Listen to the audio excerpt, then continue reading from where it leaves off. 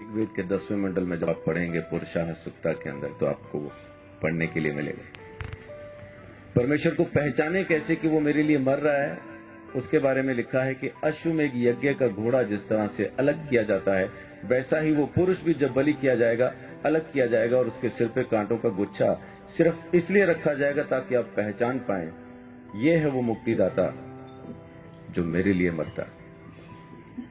ये बात मैं परमेश्वर की कर रहा हूं, ईसाइयों की कर नहीं रहा। ईसाई की सुन के अगर समझ के सुनेंगे, आपकी समझ के बिल्कुल बाहर बातचीत है।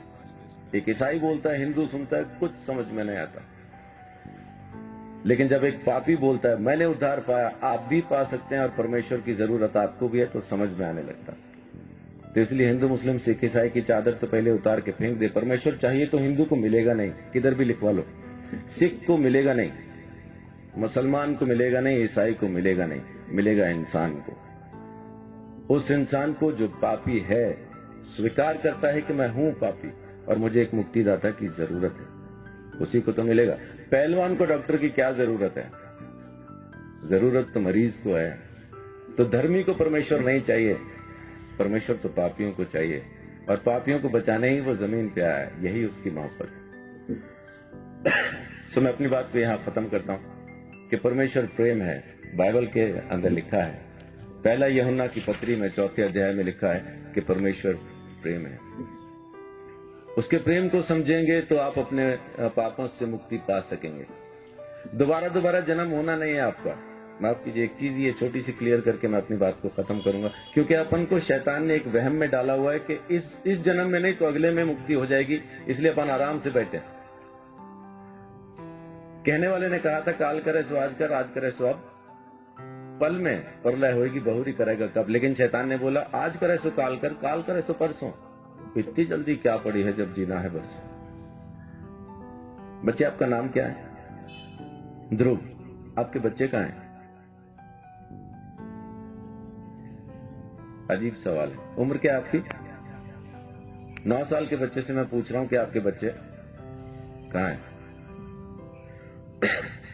आम के पेड़ पे जो मई जून में आम लगने हैं, इस वक्त कहां हैं?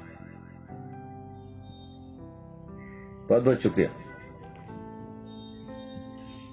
गुरुजी कहते हैं आम में, उसी पेड़ में वो आम है जो मई जून में दिखाई देंगे। तो ध्रुव के बच्चे कहां हैं? ध्रुव में। जब उसका मौसम आएगा बच्चे नजर आएंगे। तो जब ध्रुव नहीं था तब उसके बच्चे कहां थे? पापा में। और जब पापा नहीं थे तब ध्रुव के बच्चे कहां थे? दादा में। जब दादा नहीं थे तो कहां थे? तो उनके पिता में, उनके पिता में, उनके पिता में। ऐसा अपन किताब को फोल्ड करते जाएं तो उस आदम में पहुंच जाते हैं जिसको परमेश्वर ने बनाया, और उसमें बीज डाल के कहा अब तुम पैदा करो। हर जानवर को, हर प्राणी को, हर चीज को परमेश्वर ने बीज के साथ बनाया और आज्ञा दी अब तुम पैदा करो। तो जब परमेश्वर ने आदम को बनाया, हम आदम में थे। जब परमेश्वर ने आदम को यह आज्ञा दी ये फल न खाना, तब हम आदम में थे। जब आदम ने आज्ञा तोड़ी तब हम आदम में थे। जब आदम परमेश्वर से अलग हुआ तब हम आदम में थे। इसी तरह से हम परमेश्वर से अलग हो गए। हमने किया कुछ नहीं, खाया पिया कुछ नहीं, गिलास तोड़ा 12 आना किया आदम ने, अलग हम हो गए। वेदों में लिखा है कि बच्चा पैदा होते ही पाप के हाथ में सौंप दिया जाता।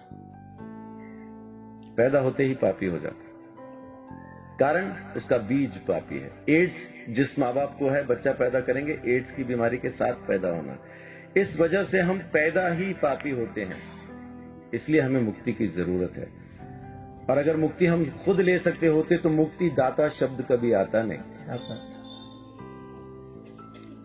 देने वाला हमको जरूर चाहिए, वो एक ही है। परमेश्वर ने हमारे लिए मुक्ति का रास्ता खोला, स्वयं हमारे लिए बलिदान दिया ताकि हम हमारे गुनाह से आजाद हो जाएं। ये उसकी मोहब्बत नहीं तो और क्या। तो उसकी मोहब्बत से आप अभी इसी वक्त मुक्ति पा सकते हैं। आपको जन्मों का इंतजार करना नहीं, क्योंकि यही एक जन्म है, दोबारा होगा नहीं। आज के बाद दोबारा हम कभी पैदा नहीं होंगे।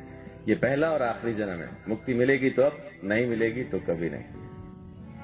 तो परमेश्वर प्रेम है, उसके प्रेम को समझें, उसके दिए हुए उद्धार को समझें। यीशु मसीह ने मेरे लिए मेरे सारे दंड को सह लिया और मेरे गुनाहों से मुझे आजाद किया। ये काम उसने आपके लिए भी किया है, बस आपको स्वीकार करना है। परमेश्वर आप सबको बहुत आशीष दे। बड़ी बात।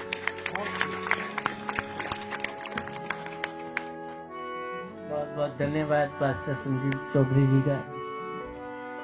मेरे सवाल का इन्होंने बड़े सरल रूप में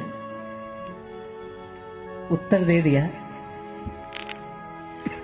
और अगर यही चीज हम सभी के समझ में आ जाए तो हमारा भटकाव खत्म हो जाए। मैं इनका बहुत बहुत धन्यवाद करता हूं कि इस गुरुदेव के रचित सर्वधर्म सम्मेलन के अंदर आपने पहुंचकर इस उत्सव की शोभा बढ़ाई है। मैं आपका बहुत शुक्रिया अदा करता हूं।